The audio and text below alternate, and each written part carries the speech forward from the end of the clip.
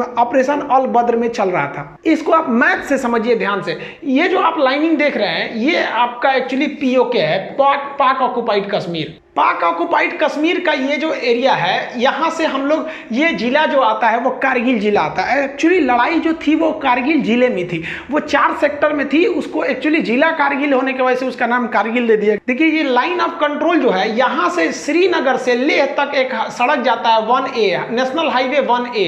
अब पाकिस्तान का जो प्लानिंग क्या था कि ये हाईवे को हमको कैसे भी काट देना है। ये हाईवे काटने का 2 मकसद था। एक हाईवे को यहाँ से काट दीजिए और एक ये एरिया से, ताकि यहाँ से कोई सियाचिन में ना जा सके।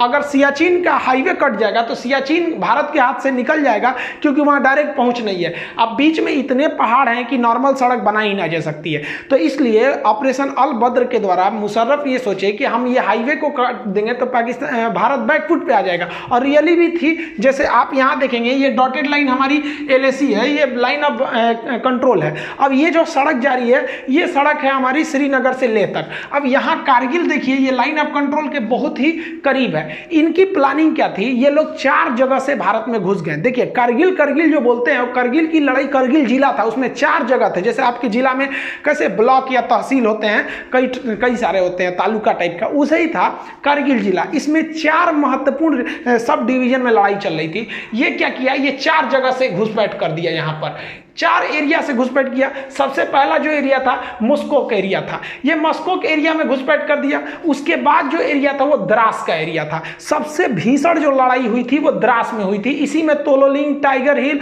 और 0.5140 इसमें सब आते थे सब ये। तो ये वाला एरिया हो गया द्रास। और इसके बाद ये वाला एरिया हो गया काक्सर। काक्सर का एरिया जो था वो एक्चुअली बैकअप के लिए इन लोगों ने यूज किया था। और काक्सर के बाद ये बटालिक एरिया, बटालिक सबसे लास्ट में था। अब आप बताइए बटालिक क्यों किया गया था, क्योंकि बटालिक पे अगर कब्जा हो जाएगा तो हम सियाचिन नहीं जा पाएंगे। तो आप देख रहे हैं ना ये चारों पॉइंट एक्चुअली कारगिल में आ रहे थे, इसलिए इसको नाम दे दिया गया कारगिल का युद्ध। लेकिन कारगिल का युद्ध में जो सबसे भीषण एरिया जगह युद्ध हुआ था वो था द्रास में। तो अब हम लोग एक एक करके समझते हैं कि आखिर ये लड़ाइयाँ कैसे कैसे हुई थी। देखिए ये पहाड़ी एरिया है, यहाँ इंडस्ट्रीज नहीं है, यहाँ पर पशुपालन ज़्यादा होता है। तो एक याक पहाड़ी जीव होते हैं, पहाड़ी पशु है, तो याक चरा रहे थे लोग। तो ये तासी नाम दयाल नाम के एक व्यक्ति का याक खो गया था। वो उसे ढूंढने गया और दूरबीन में देखा तो उसको दिखाई दिया कि कुछ लोग पत्थर को खोद रहे हैं और वहाँ छुपने की जगह बना रहे हैं, बंकर बना रहे हैं। और वो दाढ़ी वगैरह रखे तो समझ गया कि भाई ये पाकिस्तानी है। ये भागा भागा आया, आर्मी को बताया कि भाई वहाँ ऐसी ऐसी घुसपैठ हो रही है। तो आर्मी ने देखा तो भाई आर्मी को भी हलचल दिखाई दी, हेलीकॉप्टर से सर्वे लिखा गया तो भारत को भी पता चला कि भाई यहाँ पे घुसपैठ है। तो इसके लिए पेट्रोलिंग पार्टी, पेट्रोलिंग मतलब होता है जांच के लिए, पेट्रोलिंग पार्टी भेजी गई 5 मई को।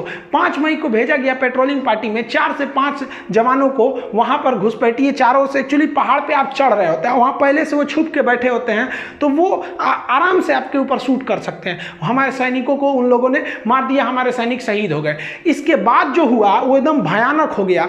ये 9 मई को सीधा हमारा कारगिल के जिला पर, अब जैसे कारगिल का कई एरिया है, जैसे मस्कोक है, द्रास है, बटालिक है, काक्सर है, तो ये 4-5 अलग है, छोटे छोटे डिवीजन है, लेकिन एकदम मेन जिला पे ही कारगिल जिला में आके पाकिस्तानी आर्मी का एक तोप का गोला गिरा और भारत का जो एमुनेशन डिपो था जहां गोला बारूद रखा था पूरा वही उड़ा दिया। और एक झटके में भारत को 127 करोड़ का लॉस हो गया। इन सब के होने के बाद भारत को लग रहा था कि ये मामूली घुसपैठी आतंकवादी हैं, लेकिन धीरे धीरे पूरी तरह से साफ होने लगा कि ये आतंकवादी नहीं है। इन आतंकवादियों के पीछे पाकिस्तानी पिल्ले बैठे हुए हैं, उनकी नॉर्दर्न लाइट इन्फेंट्री के जवान बैठे थे। उनके अंदर इतना तो कलेजा नहीं है कि सामने सामने लड़े। अरे साले मर्द की औलाद थो तो सीधा बोले रहते ना कि मत लौटो। हम लोग जब लौट गए थे ठंड में तो तुम आके वहां बैठ गए थे, उसके बाद वीर बन रहे हो। देखिए एक्चुअली क्या होता है कि जब आप हमला करने जाते हैं तो माना जाता है कि आपकी फौज 3 गुनी होनी चाहिए, क्योंकि दुश्मन पहले से बैठा है। लेकिन पहाड़ी लड़ाई में ऐसा माना जाता है कि नहीं, आपको 9 गुना लॉस होगा। एक तो आप चढ़ेंगे, आपको चढ़ाई में दौड़ नहीं सकते हैं खाली मैदान की तरह, और वो आराम से बैठा हुआ है पहाड़ में, हल्का सा एक मौका कर लेगा, बंदूक निकाल लेगा, आपको दिखेगा नहीं कहां से गोली आ रही है। अब भारत के सामने यही बड़ी समस्या थी, कैसे कैसे हमला किया जाएगा। तो ये टोटल का एरिया देखिए कारगिल है, तो इसमें हम लोग जो देख रहे थे ये वाला एरिया जो है ये मस्कोक है, इसके बाद ये द्रास है। तो मेन जो झमेला था वही वो द्रास में था, क्योंकि द्रास जो है हाईवे के एकदम करीब का एरिया था और यहाँ की जो पहाड़ियाँ थी वो काफ़ी ऊंची थी, जिससे कि नेशनल हाईवे नंबर 1 पर कौन जा रहा है आराम से देखा जा सकता था। पाकिस्तान इतना डोमिनेंस कर लिया था कि नेशनल हाईवे नंबर 1 पर आप एक स्कूटर नहीं ले जा सकते थे बिना उनके हिसाब से, क्योंकि वो आराम से गोली मार सकते थे, सर पे गोली मारते थे एकदम टीप के वो सब। तो भारत को यहाँ पे बहुत बड़ा डिसएडवांटेज था। ये भारत की इंटेलिजेंस फेलियर थी, ये पूरी तरह से आके इन पहाड़ियों पे बैठ गए। अब ये जो आपका द्रास का एरिया दिख रहा है, ये भले इतना छोटा यहाँ दिख रहा है, अब ये देखिए पूरा का पूरा एरिया द्रास है। अब भारत ने अपनी थल सेना का ऑपरेशन विजय चालू किया 19 मई को, ऑफिशियली इसी दिन से युद्ध स्टार्ट हो गई। अब हम लोगों ने कहा कि भैया एक टुकड़ी द्रास में भेजते हैं, कुछ यहाँ पे मॉस्को के एरिया में, यहाँ पे काक्सर में, और ये वाला एरिया जो आपका बटालिक है यहाँ पे भी भेजते हैं। भीषण लड़ाई हो गई आपकी द्रास में, चूंकि द्रास का एरिया बहुत ऊंचा पे था। अब यहाँ 3-4 ऐसे जगह थे जहाँ पे कब्जा करना जरूरी था, जैसे तोलोलिंग हो गया, टाइगर हिल हो गया, पॉइंट मतलब देखिए यहाँ पे बहुत छोटे छोटे पहाड़ी भी हैं सब लाइन से, तो इसका अलग अलग नाम ना देके सेना के मानचित्र में उसका नाम दे दिया गया पॉइंट 5140, और एक और पॉइंट है पॉइंट 4590। ऐसे कई ठो पहाड़ियां हैं सब, और ये पूरा मिला देते हैं ना तो ये एरिया बनता है द्रास। अब इस द्रास के एरिया में युद्ध करना बड़ी भयानक था। इधर तोलोलिंग थी, तोलोलिंग के बाद यहाँ पर आपका मम था, फिर पॉइंट 5140 था। ऐसे करते करते इस एरिया तक पूरा जीत लेंगे तो लास्ट में पड़ता था टाइगर हिल।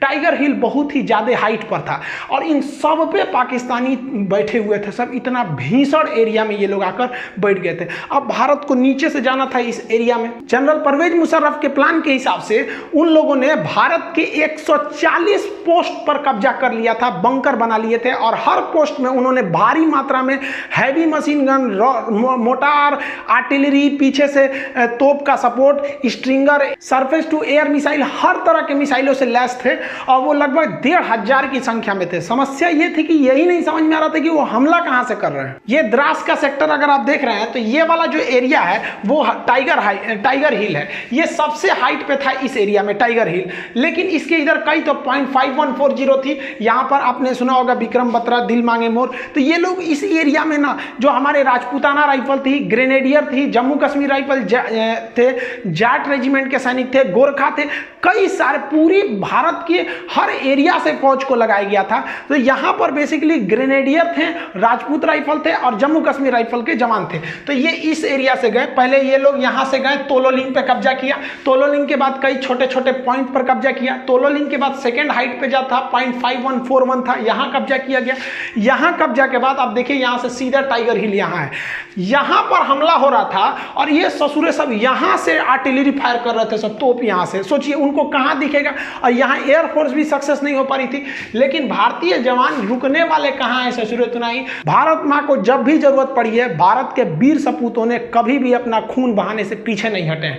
भारतीय सैनिक जब पॉइंट 5141 पे कब्जा किए तो यहाँ से नीचे उतरते वक्त भी बहुत ज्यादा यहाँ से भीषण फायरिंग हो रही थी। यहीं पे बहुत सारे फौजी हमारे शहीद हो गए। फिर प्लान बनाया गया कि हम लोग इस डायरेक्शन से उतर के कुछ उस डायरेक्शन से, तीनों ओर से घेरा जाए हम लोग टाइगर हिल के ऊपर। 3 ओर से टाइगर हिल को घेर के और फिर भारत ने टाइगर हिल पर अपना तिरंगा लहरा दिया था।